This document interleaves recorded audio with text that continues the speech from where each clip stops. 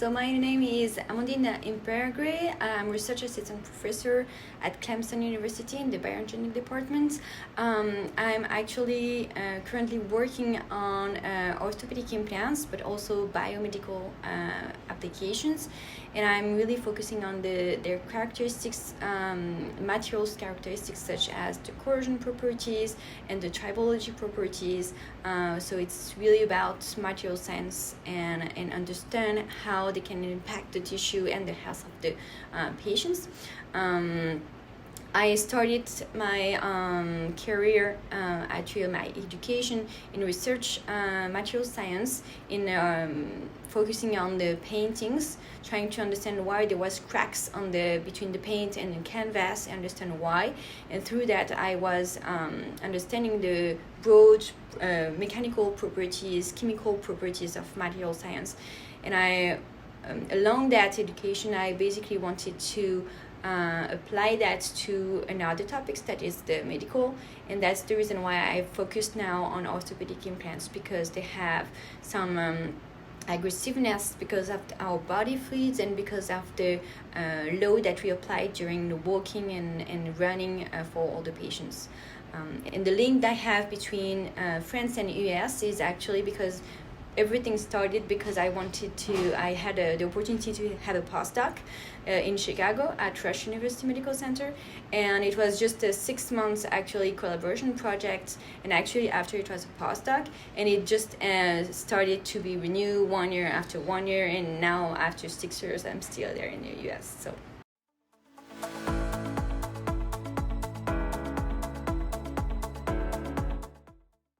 Three electrode setup. That basically includes a metal sample that will be the samples we want to know the corrosion properties, and because we need to know the potential and control the current will apply to the setup, we need two other electrodes, so we call the reference electrode and the counter electrode. All of this is connected to a potentiostat, and through a software we can basically control what potential the metal will have to stimulate the aggressive condition we have in the body or any other applications. And so we can use different solution. Most of the time that will be saline environment, so phosphate buffer solution.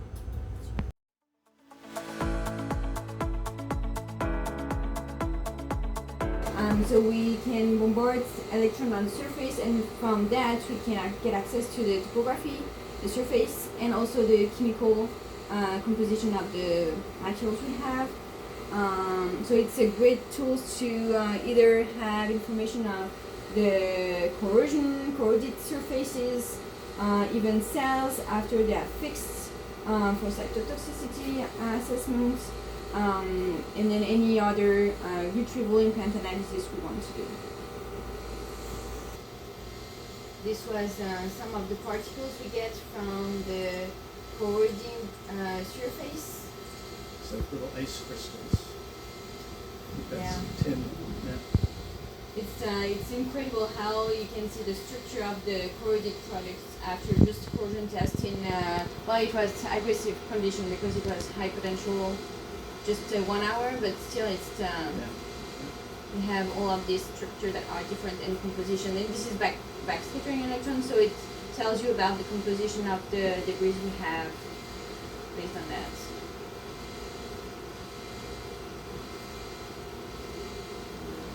I worked in different projects. The one I liked really was my PhD student, because this was my project. I was focusing for a few years only on that, but right now we have different projects.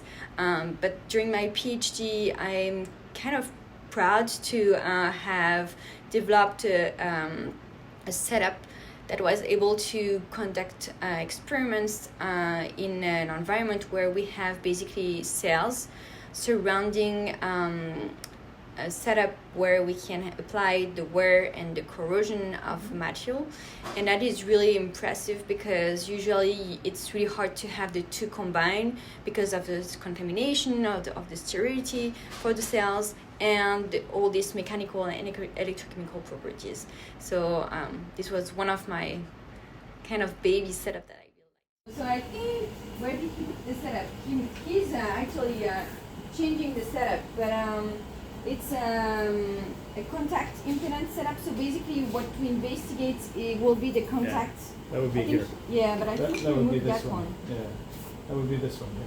Then we should have the chamber right. All right, so this will fit here. The sample will fit in here, and this device, actually, this device moves this, and then up here is a load cell to measure the back and forth forces and the vertical forces to measure mechanics of the interface.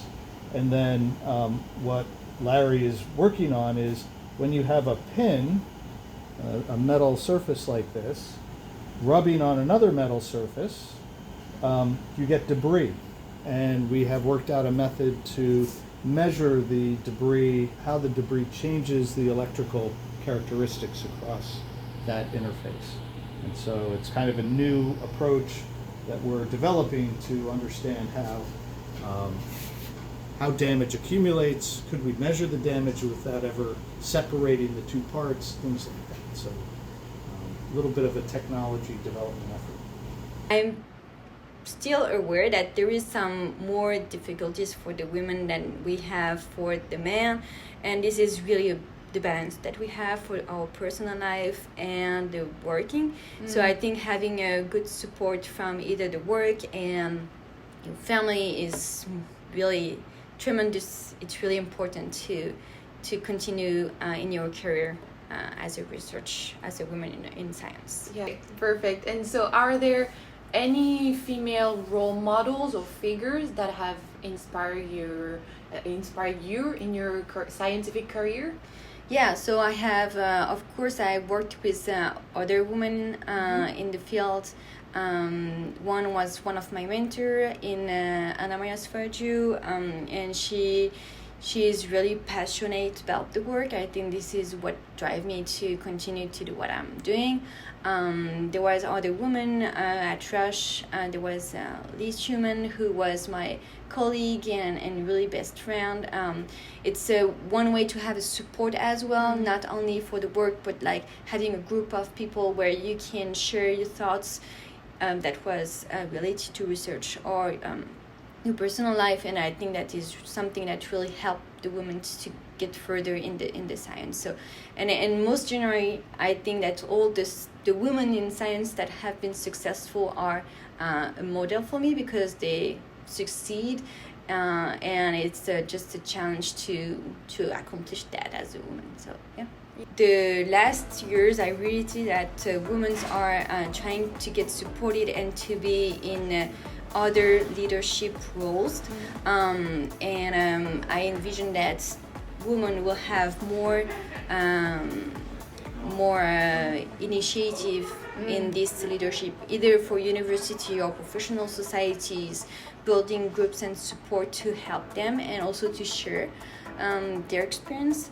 And I'm quite optimistic that we'll have more insight and more decision making from women as well.